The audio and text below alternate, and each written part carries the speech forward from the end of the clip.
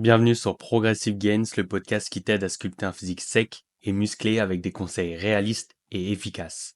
Pas de promesses vides, que des résultats concrets. Je suis Sofiane, votre hôte pour ce podcast. Pour ceux qui ne me connaissent pas, je suis coach sportif diplômé, passionné par l'apprentissage et en constante formation dans différents domaines. Mon objectif, développer mes connaissances et mes compétences pour pouvoir aider un maximum de personnes à atteindre leurs objectifs. Aujourd'hui, on se retrouve pour le 9e épisode du podcast, le guide vacances ultime, pas de prise de gras, pas de perte musculaire et que du plaisir. Dans ce guide, je vais t'expliquer de A à Z comment ne pas prendre de gras et surtout ne pas perdre de muscle lorsque tu pars plusieurs jours, voire même plusieurs semaines en vacances. L'idée, c'est vraiment que tu puisses profiter de tes vacances. Alors avant de commencer l'épisode, comme d'habitude, si les podcasts te plaisent, n'hésite pas à mettre un petit pouce bleu si tu es sur YouTube et à mettre les 5 étoiles si tu es sur Spotify. Ça aide énormément et puis ça me motive à continuer. Bon, avant de parler un peu justement de ce guide, petite update comme d'habitude, voir un peu qu'est-ce qui s'est passé depuis la dernière fois. Bon, pas grand-chose, hein. Euh, Comme d'habitude, à la salle de sport, la progression est constante. Les perfs, elles sont en train d'exploser, donc c'est vraiment incroyable. Là, franchement, je suis vraiment dans le meilleur environnement pour pouvoir progresser. Je suis dans les meilleures conditions pour pouvoir progresser. Et ça se voit de séance en séance. Je fais toujours mieux. C'est d'ailleurs ce que tu dois faire, toujours mieux si tu veux réellement progresser. Car comme je le dis toujours, beaucoup de personnes ont du mal à sortir de leur zone de confort. C'est-à-dire que bah elles vont faire des 4x12, par exemple, des 4x12 répétitions sans jamais réellement se surpasser. Et ça, c'est ce qui te fait stagner en musculation, la plupart du temps en tout cas. Ensuite, bah, c'était juste hier d'ailleurs, je suis allé au buffet à volonté. Ça faisait longtemps que j'avais pas été au buffet à volonté. Bon, j'ai pas défoncé le buffet, hein, bien évidemment. Je suis resté assez raisonnable selon moi. J'ai fait un choix alimentaire plutôt raisonnable également. J'ai privilégié des aliments qualitatifs en termes de nutrition, c'est-à-dire que bah là, c'est pas des calories vides. Quand je parle de calories vides, je parle surtout des fritures, tu vois, des fritures, des boissons sucrées, des choses comme ça. Là, je me suis plus penché sur voilà, par exemple, de la salade, surtout des protéines, la viande, etc. Donc non, je suis resté assez raisonnable. Bon, le problème, c'est que bah, dans ces buffets-là, tous les plats, peu importe l'aliment, c'est bourré de sel. Bah, vu que j'y étais le soir, la nuit, j'ai très mal dormi. J'avais extrêmement soif, c'était incroyable. Et bah là, aujourd'hui, je fais pas mal de rétention d'eau. Ça m'a fait un plus 1 kilo. Mais je sais que c'est que de l'eau, donc je connais mon corps. En fait, le truc, c'est que quand je sors quand je sors de ma routine, mon corps, il le prend mal, tu vois. Donc, full rétention d'eau, enfin bref, tu vois. C'est même pas le fait que je me sois gavé ou quoi, c'est juste leurs plats, ils sont bourrés de sel, donc c'est normal, tu vois. Donc c'est tout. Bon, demain, normalement, le poids, il revient à la normale. Mais c'est pour te dire que voilà, du jour au lendemain, ton poids, il peut totalement changer sans forcément que t'aies pris de gras, tu vois. Donc ça, c'est aussi le problème de beaucoup de personnes. Dès que bah, le poids bouge, augmente un petit peu, ces personnes-là bah, sont frustrées et puis font des choix qui sont pas, qui peuvent justement ruiner leur progrès. Donc par exemple, faire un jeûne de 48 heures ou 24 heures, tu vois, des choses comme ça, juste parce qu'elle a pris 500 grammes sur la balance, tu vois, des choses assez, voilà. Mais bon, c'est pour te dire que c'est que de l'eau. Donc si ça t'arrive et que justement t'as mangé un peu plus salé que d'habitude ou que t'es du genre à faire de la rétention d'eau assez facilement, t'as pas à t'inquiéter. Ok? Donc voilà pour cette petite partie update. Là, on va passer du coup sur le guide des vacances ultimes. Je sais que c'est le problème de beaucoup de personnes. Beaucoup de personnes, beaucoup de personnes redoutent de partir en vacances parce qu'elles ont peur de perdre du muscle et de prendre du gras. Donc, ces personnes-là, elles se restreignent durant leurs vacances. Quand je te dis qu'elles se restreignent, ça va être par rapport à la nourriture, principalement. Et en fait, elles peuvent pas profiter pleinement. D'autant plus que quand tu es en vacances, t'aimes bien faire des petits restaurants, des choses comme ça. Si t'es là, c'est que tu fais probablement partie de ces personnes-là, ou du moins que t'as envie justement de mieux gérer tes vacances. Et t'as bien raison d'ailleurs, parce que moi, je suis passé par là, et pendant plusieurs années, j'ai eu énormément de mal à trouver ce qui me convient durant les vacances. Donc je vais te partager un peu ma propre expérience et te donner un maximum de conseils vis-à-vis de ça. Alors tout d'abord, ce que tu dois savoir, c'est que tu vas pas perdre de muscle si tu fais pas de musculation pendant une semaine ou 2 semaines. Au-delà de 2 semaines, ça peut peut-être poser problème, mais jusqu'à 2 semaines, normalement, tu devrais pas avoir de soucis. Si tu fais pas de musculation pendant 1 à 2 semaines, tu as l'impression d'avoir perdu du muscle et d'avoir pris du gras. En fait, ça, c'est principalement psychologique. Ensuite, tu as également un impact aussi physiologique, c'est-à-dire que tes réserves de glycogène vont diminuer. Donc, en gros, tu vas être un peu moins volumineux et c'est aussi ça qui te fait croire que tu as perdu du muscle. Les réserves de glycogène vont se reconstituer, bien évidemment, après la reprise, assez rapidement après la reprise de la musculation et de la diète. Donc, tu n'as pas à t'inquiéter là-dessus. Et il y a aussi la rétention d'eau. Bah, j'en ai parlé juste avant par rapport au buffet à volonté, la rétention d'eau qui justement peut te faire prendre facilement 2 kilos, hein. Ah ouais, ouais, la rétention d'eau, c'est un truc de malade. Quand je parle de rétention d'eau, c'est sous-cutané. C'est pas intramusculaire, c'est vraiment sous-cutané. Donc voilà, donc déjà, premier facteur, ça va être principalement psychologique. Ensuite, tu as un facteur physiologique dû à la diminution des réserves de glycogène et un deuxième facteur physiologique dû à la rétention d'eau. Également, ce que tu dois savoir, c'est que si tu pars une semaine en vacances, t'es pas obligé de t'entraîner. Tu peux prendre une semaine de repos si t'as pas fait de pause depuis longtemps, parce que si tu as fait une pause il y a un mois, honnêtement, la semaine de repos, elle sera pas forcément utile. Donc tu peux justement essayer de programmer cette semaine de repos durant ta semaine de vacances. Ça peut être intéressant. En fait, c'est un peu comme une deload. Une deload, c'est une semaine de repos ou de dévolume, ça dépend. Mais ça peut être intéressant de faire ça. Par contre, tu vas devoir garder quand même une dépense quotidienne malgré tout.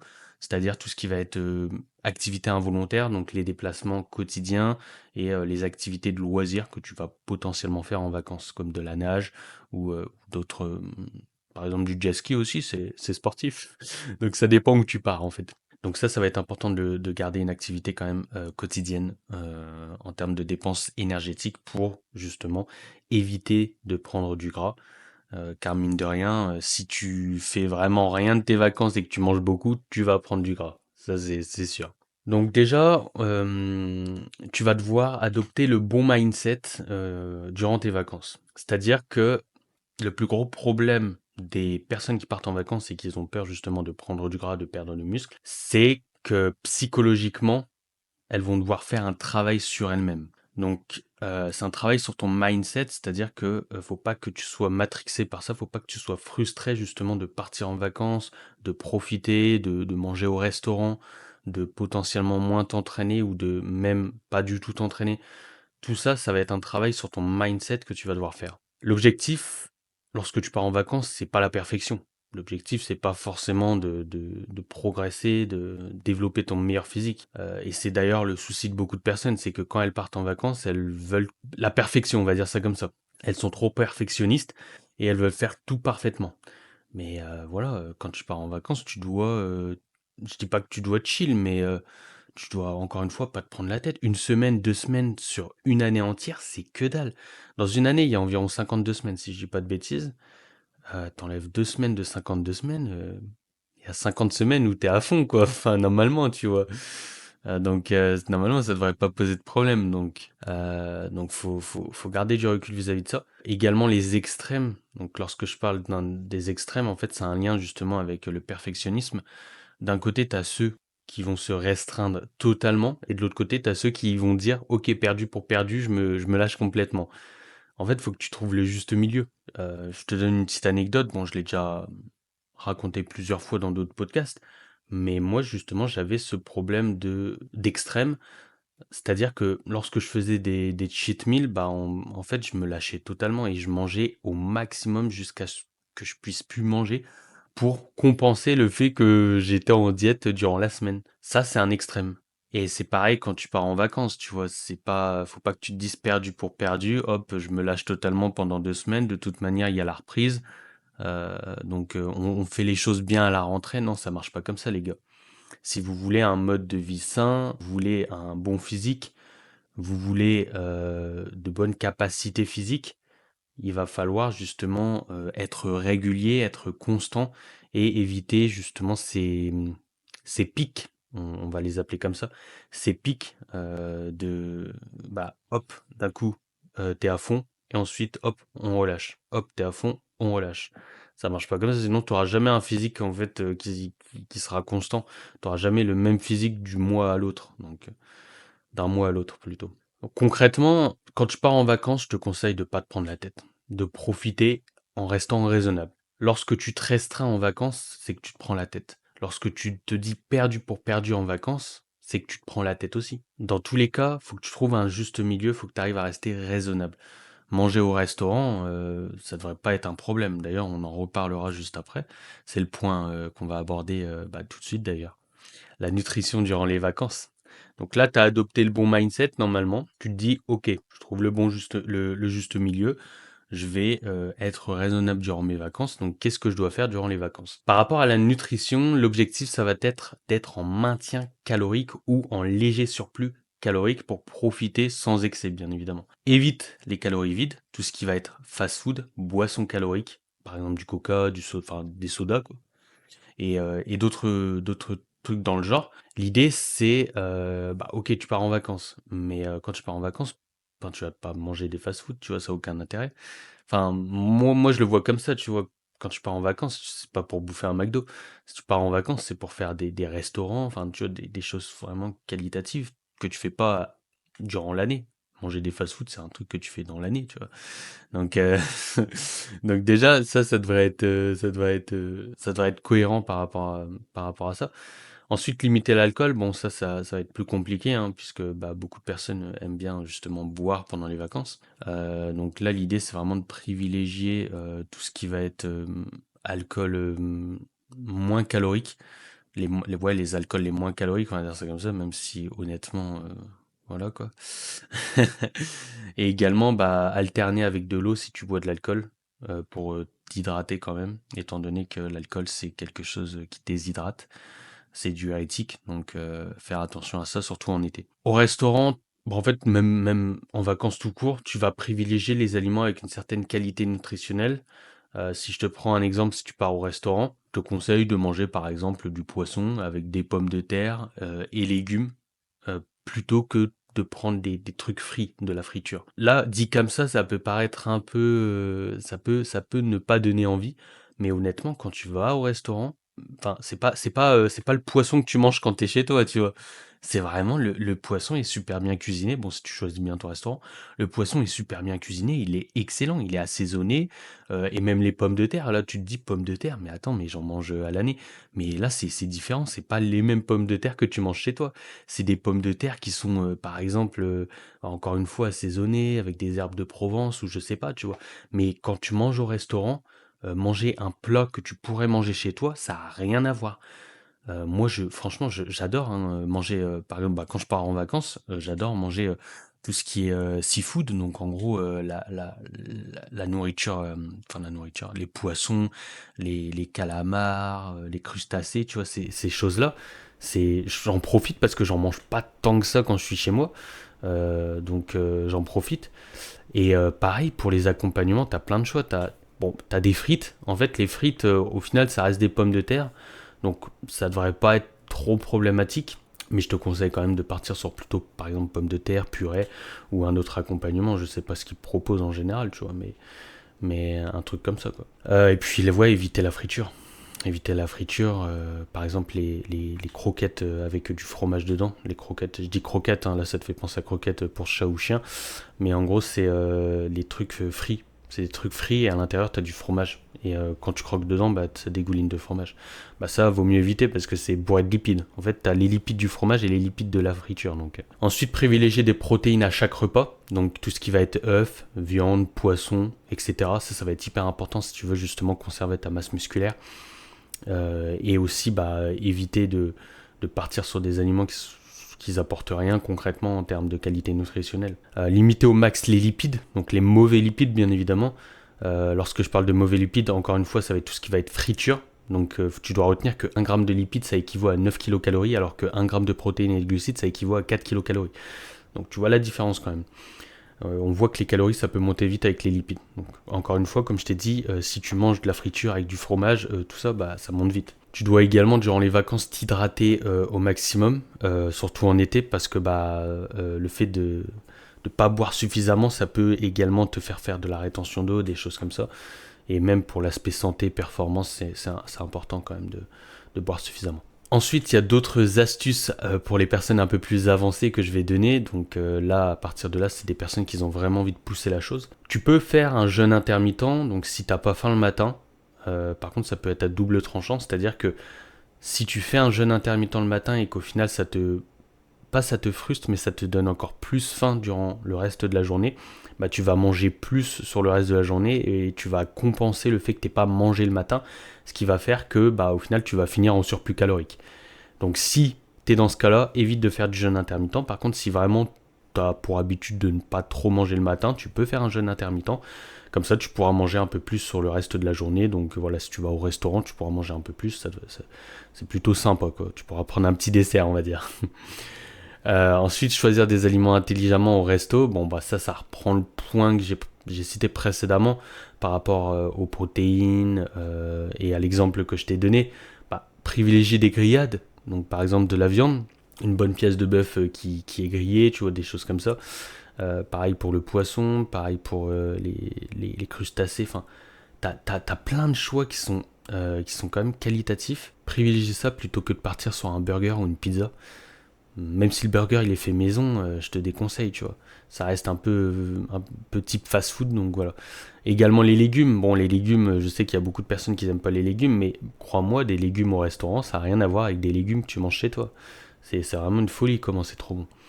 Donc voilà, c'est des choix intelligents que tu peux faire. Également, optimiser l'utilisation des glucides. Donc tu vas consommer des glucides autour de tes activités physiques pour justement les utiliser à bon escient. C'est-à-dire que avant ou après la marche, également la nage, également d'autres activités de loisirs que tu peux faire. L'idée, c'est que les glucides pourront être utilisés parce qu'à la base, les glucides, c'est quand même une source d'énergie. Si ces glucides-là ne sont pas utilisés, ils sont stockés. Donc c'est pour ça que ça peut être intéressant de... Je dis pas qu'ils sont stockés sous forme de gras, car bien évidemment, ils vont être d'abord stockés sous forme de glycogène, etc. Mais ce que je veux dire, c'est que tu peux optimiser l'utilisation des glucides en les consommant autour des activités physiques. Avant de continuer, si tu pars en vacances prochainement, j'ai créé une masterclass qui t'explique exactement comment préserver ton physique, donc ne pas prendre de gras et ne pas perdre de muscles tout en se faisant plaisir. Donc c'est un peu lié à ce podcast, mais là cette fois-ci c'est une réelle masterclass avec du coup des visuels qui vont te permettre de mieux comprendre les processus de prise de gras, perte de masse musculaire et comment justement pouvoir te faire plaisir durant les vacances. Ensuite, l'activité physique durant les vacances. Donc le top, ce serait que tu puisses continuer de t'entraîner en salle et de suivre la même programmation d'entraînement si tu as la possibilité. Sinon, tu as la possibilité de réduire ta fréquence d'entraînement. Imaginons tu es à 5 entraînements par semaine, à la place de faire 5 entraînements durant les vacances par semaine, tu peux en faire que 3. Donc si tu es sur 5 entraînements, tu seras probablement sur un split, mais si tu es en 3 entraînements, je te conseille de faire un full body, donc travailler tout le corps. En 3 fois par semaine, c'est très très bien. Et tu peux également ajouter du cardio en fin de séance pour optimiser la dépense énergétique et pouvoir te faire un peu plus plaisir durant les vacances sans pour autant prendre du gras. Si tu n'as pas accès à une salle de sport, tu peux t'entraîner au poids de corps. Ça sera moins intéressant, mais ce sera toujours ça de prix. Tu peux également transporter des élastiques, puisque c'est facile à mettre dans la valise. Contrairement à une valise de poids, tu prends 2 élastiques de différentes résistances, ce sera suffisant. Tu as pas mal d'exercices en plus à faire au poids de corps. Tu peux aussi trouver des endroits pour faire des tractions, pour avoir encore plus de possibilités vis-à-vis de tes entraînements. Et tu peux également faire du HIIT cardio, par exemple des sprints, des exercices vachement intenses en termes de cardio, de cardio tout simplement, donc comme des jumping jacks enchaînés avec des mountain climbers, des trucs comme ça. L'objectif c'est vraiment d'avoir de l'intensité pour pouvoir consommer beaucoup, brûler beaucoup de calories et avoir une bonne dépense énergétique. Également bouger. Durant tes vacances, tu dois bouger. Bon, ça devrait pas être trop compliqué, ça dépend du type de vacances que tu fais, mais voilà, pendant les vacances, tu peux faire des randos. Donc les randos, c'est bien, franchement, tu vois du paysage, c'est vraiment incroyable, ça dépend où tu pars, mais bon, c'est vraiment incroyable. Tu peux également faire des visites, par exemple, je sais pas, il y a un aquarium, tu vas faire une visite à l'aquarium, tu marches au zoo, des choses comme ça, tu vois. Je donne des exemples un peu aléatoires, mais voilà, enfin, il y a plein de choses en vrai. Par exemple, si tu pars au parc aquatique, là aussi, tu vois, tu montes les marches du toboggan, enfin voilà, il y a quand même de la dépense. Là, l'idée, c'est vraiment d'optimiser le NEAT qui va te permettre de brûler un maximum de calories au quotidien sans forcément faire une activité volontaire. Ça va être vraiment quelque chose d'involontaire. Ensuite, on a les stratégies pour les personnes les plus avancées. Donc, alors là, je parle vraiment, là, ça va être vraiment ciblé pour les personnes qui ont des objectifs quand même ambitieux en termes de progression physique. Donc, je donne un exemple classique, compétition de bodybuilding. Donc si tu es dans ce genre de truc, ça peut être intéressant de mettre ces stratégies-là dont je vais parler en place. Mais c'est pas parce que tu fais pas de compétition de bodybuilding que tu peux pas le faire. C'est juste que là, on est sur des stratégies quand même beaucoup plus avancées. Tout d'abord, la mini-cut. Donc tu peux faire une mini-cut avant de partir en vacances. Donc moi, je te conseille un mois. Un mois de mini-cut, c'est largement suffisant pour cet objectif. L'idée, c'est d'arriver en vacances avec une bonne shape. Donc déjà, tu arrives en vacances, tu as une bonne shape, tu vois, avec les abdos visibles et tout. Et en plus, tu peux compenser le potentiel surplus que tu vas avoir durant les vacances. Ensuite, également faire des steps journaliers. Donc chaque jour, viser 10 à 15 000 pas par jour. Donc là, ça peut te paraître quand même énorme. Mais si tu fais une randonnée, t'inquiète pas que tu les as facilement, les 15 000 pas par jour. Mais ce que je veux dire, c'est que voilà, tu dois bouger un maximum, donc viser 10 à 15 000 pas par jour pour vraiment optimiser la dépense énergétique. Pour éviter de prendre du gras et même potentiellement réussir à perdre du gras, qui sait. Tu peux également prendre un pack muscu spécial vacances. Donc voilà, je sais pas si tu as du matos chez toi, mais voilà, prendre des élastiques, des TRX, cordes à sauter, même des petites haltères si tu en as, je sais pas, mais voilà, tu peux te faire un petit pack muscu spécial que tu vas transporter pour les vacances spécialement. Et enfin, traquer tes calories et tes entraînements via une application. Bon, là, tu vas me dire, ouais, être en vacances, traquer ses calories, ouais, c'est un peu abusé. Bien évidemment, ça va être compliqué de traquer tes calories durant les vacances. Ça va être surtout des estimations. Donc, tu vas estimer tes calories lorsque tu iras au resto. L'idée, c'est vraiment de garder de la conscience sur ce que tu es en train de faire et ce que tu es en train de consommer. Je sais que c'est compliqué d'estimer ses calories, il faut justement avoir un bagage, c'est-à-dire que si tu n'as jamais calculé tes calories, tu n'arriveras jamais à estimer tes calories. Donc si tu n'as jamais calculé tes calories, de toute manière, tu ne devrais pas être intéressé par ces stratégies bonus pour les plus avancés. Mais si tu traques tes calories depuis un moment, normalement, tu devrais réussir à estimer à peu près ce que tu as dans ton assiette. C'est-à-dire que si tu vas au resto, tu te prends une pièce de bœuf avec des pommes de terre et des légumes. Donc là, tu vois ta pièce de bœuf, tu vois à peu près la taille qu'elle fait. Bon, des fois, d'ailleurs, sur les cartes, ils disent le grammage de la pièce de bœuf. Mais en général, c'est 200 à 300 grammes. Donc, tu arrives à l'estimer. Donc, déjà, tu peux le rentrer dans ton application. Donc, si tu as une application, tu vois, ça va vite. Hein.